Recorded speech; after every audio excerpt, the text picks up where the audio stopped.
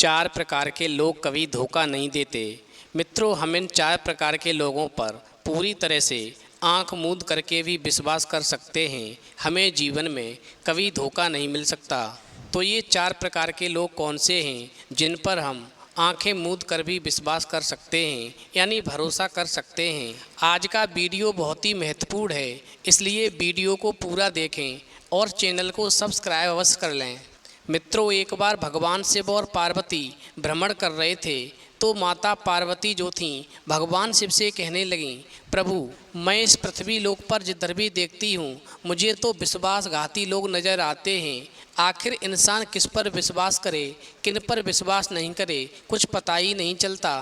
फिर तो माता पार्वती की बात सुनकर के भगवान शिव कहने लगे, पार्वती, चार प्रकार के लोगों पर आंख मूंद कर भी इंसान भरोसा कर सकता है। ऐसा इंसान जो इन चार प्रकार के लोगों पर विश्वास करता है उसे जीवन में कभी धोखा नहीं मिलता। फिर तो माता पार्वती कहने लगीं, प्रभु, फिर तो मैं अवश्य जानना चाहूँगी कि ये चार प्रकार के लोग कौन से हैं जिन पर आंखें मूंद कर भी विश्वास किया जा सकता है। तो भगवान शिव कहने लगे, ठीक है पार्वती, मैं तुम्हें एक छोटी सी कहानी सुनाता हूँ। पहले तुम इस कहानी को ठीक से सुनो, फिर तुम्हें अपने आप पता चल जाएगा कि वो चार प्रकार के लोग कौन से हैं जिन पर आंखें मूंद कर भी विश्वास किया जा सकता है। अब भगवान शिव कहते हैं, एक समय वाराणसी नगरी में धनेश्वर नाम का एक वैश्य रहता था। वह पूजा पाठ और ब्राह्मणों की सेवा करने में बहुत ही रुचि रखता था। उसका एक बेटा भी था। नगर के एक चौराहे पर उस सेठ की एक छोटी सी दुकान थी जिससे वह अपना जीवन यापन करता था, जिससे वो अपनी जीविका चलाता था। एक दिन दुकान में कहीं से एक सर्पिणी आ जाती है और छुप कर के उसी सेठ की दुकान में वो अंडा देती है और उस अंडे को छोड़ कर के फिर कहीं चली जाती है। भगवान शिव कहते हैं, पार्वती, वो सेठ जो था बहुत ही दयालु था। उसने जब उस सर्पिणी के अंडे को देखा तो उसे अपनी दुकान से हटाने की बजाय उसे बचाने के लिए, यानी अंडे को सुरक्षित करने के लिए उसने एक ऐसा उपाय सोचा और फिर उपाय सोचने के बाद में उस सर्पिणी के अंडे को उठा कर के एक सुरक्षित स्थान पर रख दिया, जिससे उस सर्पिणी के अंडे की रक्षा हो सके। अब कुछ ही दिन बीते थे कि अंडे को फोड़ करके काले नाग का एक चमकीला सा बच्चा बाहर निकला। उस सर्प की माँ तो थी नहीं। फिर सेठ ने उस सर्प के बच्चे को पालने की पूरी जिम्मेदारी ले ली और वह हर दिन सांप को दूध पिलाता रहा।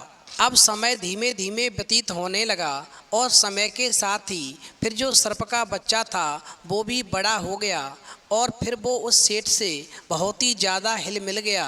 कभी उस सेठ के पैरों में लौटता था तो कभी पूरे घर में बिना डर के घूमता रहता था और वो सेठ जो था हमेशा उस सर्प की रक्षा करता था। अब भगवान शिव कहते हैं, पार्वती, एक दिन की बात है, वो सेठ हर दिन की तरह गंगा स्नान करने के लिए गया था और उस दिन दुकान पर सेठ का बेटा बैठा था जो ग्राहकों को सामान बेच रहा था। अब उसी समय पर वो सांप उस लड़के के पैरों के बीच से निकला। सर्प विकसित होकर के बड़ा भयंकर स्वरूप का बन चुका था। सेठ के लड़के ने कभी भी वो सर्प अपनी दुकान में नहीं देखा था, इसलिए उस सेठ का लड़का सांप के अचानक आ जाने से बुरी तरह डर गया। उसने बिना कुछ सोचे विचारे पास रखा डंडा सर्प को दे मारा। डंडे की पूरी चोट सर्प को तो नहीं लगी, मगर थोड़ी सी चोट खा कर के वो सर्प उछल कर के उस सेठ के सिर पर जा कर के बैठ गया और सर्प क्रोधित होकर के बोला, अरे मूर्ख, तुम्हारे पिता ने ही मेरा पालन पोषण किया है। मैं तुम्हारे पिता की शरण में हूँ, इसलिए मैं तुम्हारा भी भला ही चाहता था, परंतु तुमने मुझे अकारण मारा है। अब मैं तुम्हें जीवित नहीं छोड़ूंगा। अब भगवान शिव कहते हैं, पार्वती, वो सर्प जो था उस सेठ के लड़के से इतनी बातें कर ही रहा था, तब तक वहाँ पर आसपास के लोग एकत्रित हो गए और ये देख और सुन कर के सभी दुखी होकर रोने लगे। उसी समय पर गंगा स्नान करके वो सेठ भी घर लौट आया और फिर जब उसने सर्प को अपने बेटे के सर पर बैठा हुआ देखा तो उस सेठ ने सर्प से कहा, तुम मेरे बेटे के सर पर फन फैलाए क्यों बैठे हो? तो सर्प ने एकदम से सेठ की बात सुनकर के बड़ी जोर से फुफकार भरी तो सेठ एकदम से कहने लगा कि विद्वान सच कहते हैं कि मूर्ख मित्र के साथ में संबंध करना अपने हाथ से जलता हुआ अंगारा उठाने जैसा है। तुम प्राणियों में उस जाति के हो जिसके चरित्र में ही खोट बताई जाती है। अब तो सेठ की बात अनसुनी करके और वो सर्प कहने लगा, हे सेठ, तुम्हारे पुत्र ने मुझे निरपराधी मारा है, इसलिए तुम्हारे सामने ही मैं इसके प्राण लूँगा, जिससे ये उदाहरण बन जाए और आगे कोई भी व्यक्ति ऐसा काम नहीं करे। फिर तो सर्प की बात सुनकर के वो सेठ कहने लगा, हे सर्प, जो कोई उपकार भक्ति तथा स्नेह को भूलकर रास्ते से भटक जाए उस कृतघ्न को कौन रोक सकता है। पर अब इतनी कृपा करो, तुम इस बालक को थोड़ी देर के लिए छोड़ दो। मैं अपने पुत्र के हाथों ब्राह्मणों को भोजन कराकर अपना संस्कार कर्म अपने ही हाथ से कर लूं, क्योंकि मेरे बेटे के मरने के बाद में मेरा कोई पुत्र नहीं रहेगा जो मेरे मरने के बाद में मेरा क्रिया कर्म कर सके। इसलिए मैं ये सब अपने मरने से पहले ही करना चाहता हूँ। चूँकि सेठ ने उस सर्प को पाला था, इसलिए उस सर्प ने सेठ से कहा, ठीक है, मैं तुम्हारी बात को स्वीकार करता हूँ। अब भगवान शिव कहते हैं, पार्वती, इस प्रकार वो सर्प जो था उस सेठ के लड़के के सिर पर बैठा रहा और सेठ से कहने लगा, तुम अपना क्रिया कर्म करो, तुम्हारा जब तक क्रिया कर्म पूरा नहीं होगा तब तक मैं तुम्हारे पुत्र को डसूंगा नहीं, लेकिन इसके सिर पर ही बैठा रहूँगा, और जैसे ही तुम्हारा संस्कार पूरा होगा वैसे ही मैं तुम्हारे पुत्र को डस लूँगा।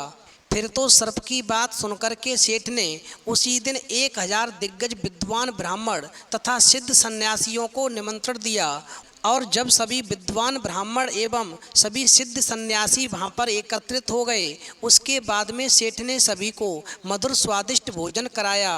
और इस प्रकार भोजन और ब्राह्मणों के अन्य सेवा कर्म में उस सेठ के पुत्र ने बड़ी तत्परता दिखाई। फिर तो भोजन और सेवा से संतुष्ट होकर के ब्राह्मण और संत ऋषि मुनियों ने प्रसन्न होकर के उस सेठ के लड़के से कहा, हे सेठ पुत्र, तुम चिरंजीव हो, तुम्हारे सभी शत्रु नष्ट हो जाएं, तुम्हारा सकल मनोरथ सिद्ध हो जाए। तुमने और तुम्हारे पिताजी ने हमारी बहुत सेवा की है और हम सभी को बहुत ही स्वादिष्ट भोजन कराए हैं। अब भगवान शिव कहते हैं, पार्वती, सिद्ध योगियों का वचन निष्फल कैसे जा सकता था। सन्यासियों के वचन सर्प को वज्र से लगे और वो सेठ के पुत्र के मस्तक से गिर कर के तत्काल मर गया। अब ब्राह्मण और सन्यासियों की वाणी के द्वारा जो वचन निकले उसकी वजह से उस सर्प की मृत्यु हो गई, मगर सर्प को मरा देख कर के वो सेठ बड़ा ही दुखी हुआ और सोचने लगा कि मैंने इस सांप को अपने बेटे की तरह पाला था, आज मैं ही इसकी मौत का कारण बना, ये तो बहुत ही बुरा हुआ। यदि सर्प दोषी था तो मेरा बेटा भी दोषी था। मैंने भी अंततः उपकार का मार्ग त्याग करके स्वार्थ की राह पकड़ी है। वह तो सर्प था, परंतु मैंने मनुष्य होकर के ये गलत किया। और इस प्रकार सेठ ने पछताते हुए उस दिन भोजन नहीं किया और न ही रात में चैन से सो सका। फिर तो भोर होते ही वो सेठ जो था गंगा स्नान करके देवता पितरों का पूजन तर्पण किया और घर आकर के एक बार फिर से 1000 श्रेष्ठ ब्राह्मणों और सन्यासियों को न्योता दिया। इस बार तो सेठ ने पहले से भी उत्तम व्यंजनों का भोजन करा करके ब्राह्मण और सिद्ध सन्यासियों को संतुष्ट किया। और फिर जब सभी ब्राह्मणों और सिद्ध सन्यासियों ने पेट भर के भोजन किया तो भोजन करने के बाद में वो सभी बहुत ही प्रसन्न हुए और उन्होंने सेठ से कहा, हम तुम्हारी सेवा से बहुत ही प्रसन्न हैं, तुम हमसे कुछ भी वरदान मांग सकते हो। फिर इस प्रकार ब्राह्मणों और सिद्ध सन्यासियों की बात को सुनकर के उस सेठ ने कहा, हे विप्रवर, आपको यदि मुझे वर देना है तो मुझे केवल ये वरदान दे दो कि ये मरा हुआ सर्प फिर से जीवित हो जाए, क्योंकि मैंने इसे अपने बच्चे की तरह पाला है। अब भगवान शिव कहते हैं, पार्वती, फिर इस प्रकार ब्राह्मण और सिद्ध सन्यासियों ने सेठ से कहा, तुम हमें वहाँ पर ले चलो जहाँ पर वो सर्प मरा पड़ा हुआ है। फिर तो सेठ जो था सभी ब्राह्मणों और सिद्ध सन्यासियों को लेकर के उसी स्थान पर आ गया जहाँ पर सर्प मरा पड़ा था। फिर जैसे ही ब्राह्मणों और सिद्ध सन्यासियों ने मंत्र पढ़ करके जल सर्प के ऊपर छिड़का तो जल के शीतल छींटे पड़ते ही वो सर्प एकदम से जीवित हो गया। फिर तो ये नज़ारा देख करके वो सेठ बहुत ही प्रसन्न हुआ और जो सर्प जो था वो एकदम से अपने मालिक यानी सेठ के चरणों में नतमस्तक हो गया। फिर तो वहाँ पर खड़े ब्राह्मणों और सिद्ध सन्यासियों को देख करके सर्प कहने लगा, विप्रवर, हम ये जानना चाहते हैं कि इस संसार में किस पर भरोसा किया जाए और किस पर भरोसा नहीं किया जाए। इस संसार में कौन लोग विश्वास के काबिल होते हैं और कौन लोग विश्वास के काबिल नहीं होते हैं। फिर तो सर्प की बात सुन करके वो सन्यासी कहने लगे, आज हम तुम्हें 4 प्रकार के लोगों के बारे में बताते हैं कि इन 4 प्रकार के लोगों पर आंखें मूंद कर भी विश्वास किया जा सकता है, जिनसे कभी धोखा नहीं मिलता। नंबर 1, स्पष्ट बात करने वाले लोग। जो लोग स्पष्ट बातें करते हैं वो कभी किसी को धोखा नहीं दे सकते। ऐसे व्यक्ति दिल के साफ होते हैं, मन में कुछ नहीं रखते हैं। ऐसे लोगों से मित्रता कर लेनी चाहिए, क्योंकि ये आपका कभी भी अहित नहीं चाहते हैं और जीवन में कभी भी इनसे आपको धोखा नहीं मिलता। नंबर 2, जिसे किसी भी तरह का लालच ना हो। जिन लोगों को किसी चीज़ का लालच नहीं होता, ऐसे लोग कभी किसी को धोखा नहीं देते हैं। ऐसे व्यक्ति पर आंख बंद करके भरोसा किया जा सकता है। ऐसे लोगों से कभी धोखा नहीं मिलता जिनके अंदर किसी भी तरह का लालच ना हो। नंबर 3, बिना फल की चाहत के मदद करने वाले लोग। ऐसे लोग कभी भी धोखा नहीं देते जो निस्वार्थ भाव से लोगों की सेवा करते हैं। ऐसे लोग कभी भी किसी का बुरा नहीं करते हैं और इस प्रकार के लोगों पर भी आंखें मूंद करके विश्वास कर लेना चाहिए। इस प्रकार के लोगों से जीवन में कभी धोखा नहीं मिलता।